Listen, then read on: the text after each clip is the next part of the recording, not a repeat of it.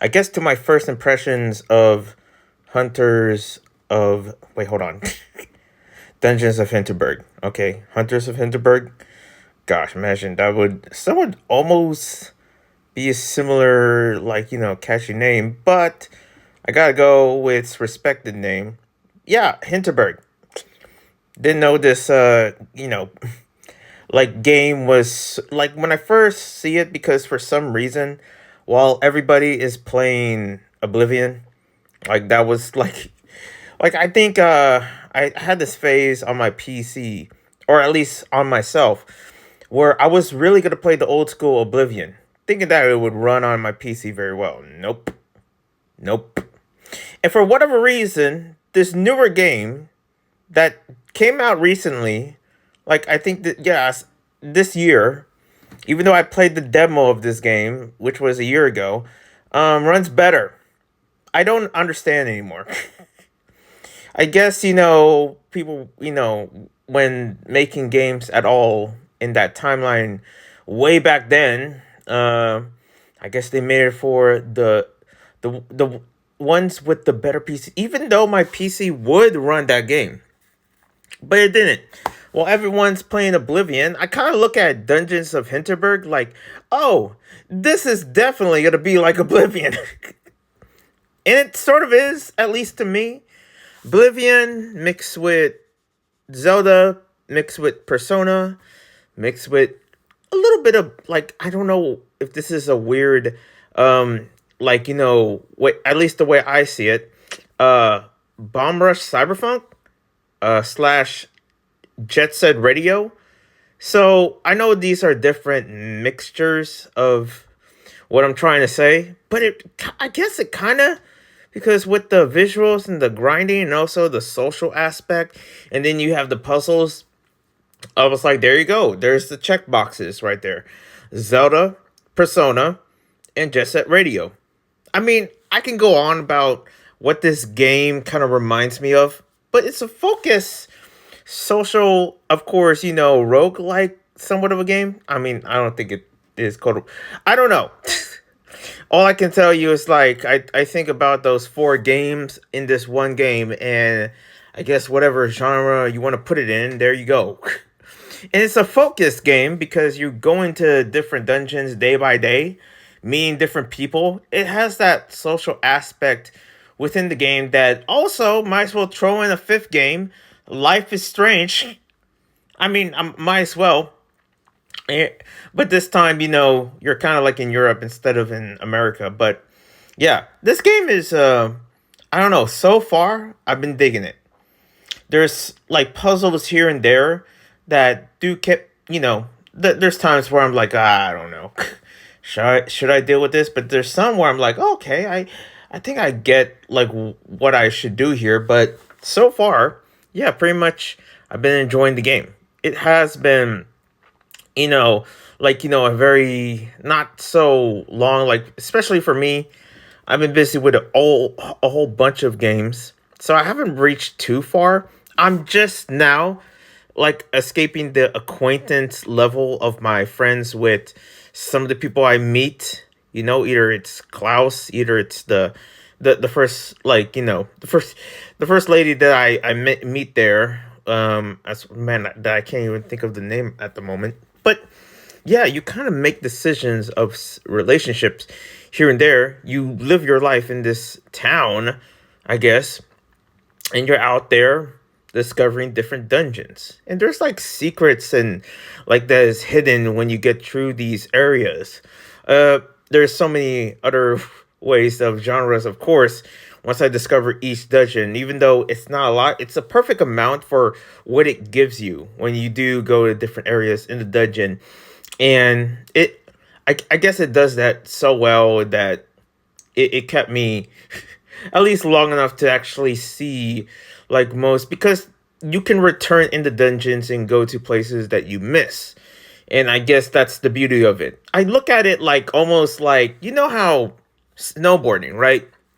In snowboarding, you can go to the same resorts and areas in that town or city that you're in, and you can shred and funny enough, there is a snowboarding aspect to this game where you do ride on a snowboard, hoverboard thing, but instead it's like dungeons. You pretty much go to different dungeons here and there. They kind of treat it like snowboarding in a sense because you go to different stores. It's like, oh, you want to buy some different gear here and there. You want to buy different weapons. Well, here are the places that you can shop for those different, items that you need. And then you go off on your dungeon hunting. And that's basically what it gave me, like, the senses of, like, when I was going to Lake Tahoe and going snowboarding or skateboarding or different other sports. Dungeon hunting is sort of like in that aspect as treated as like another sport. You're slaying demons, you're going to different areas, you're selling some of the parts of the demons. You see these random people dressed as the demons and you pretty much sell it to them. And overall, I kind of like that aspect that you get to sell, and you're basically living the lifestyle of this, I guess, this hobby. And I feel like that's such a clever way of looking at this game. It's kind of like you go to different, like, usually, like, I would think of it as schools.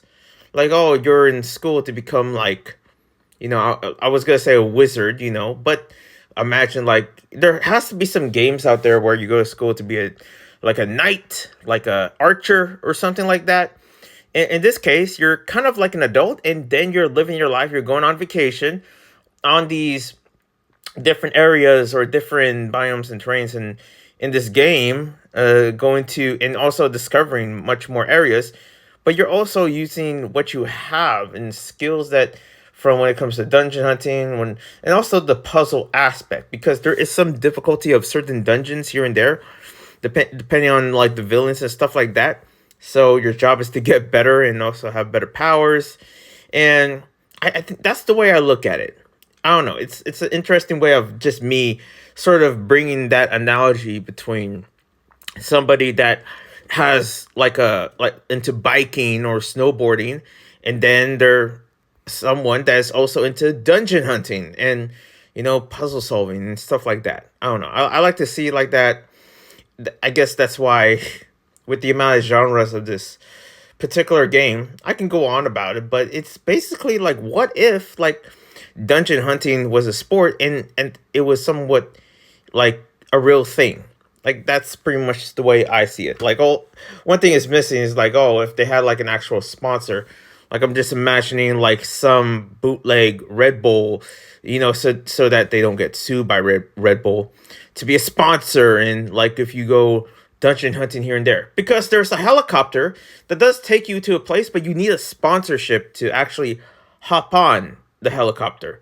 So there's so many mysteries that I miss when playing this game. I find myself like not really get a full meal of just like what I'm taking off, like, when going to each area, and especially the relationship aspect, understanding the stories of some of these characters and their motives and who they are. You pretty much are cool with anybody, and pretty much you build your sense of familiarity, I think it's called, and also your other skill sets into work if you do meet up and spend time with these other characters, because that is another aspect in the game where what you spend your time is also determined, like what progresses you to be better or have like more opportunities in the game.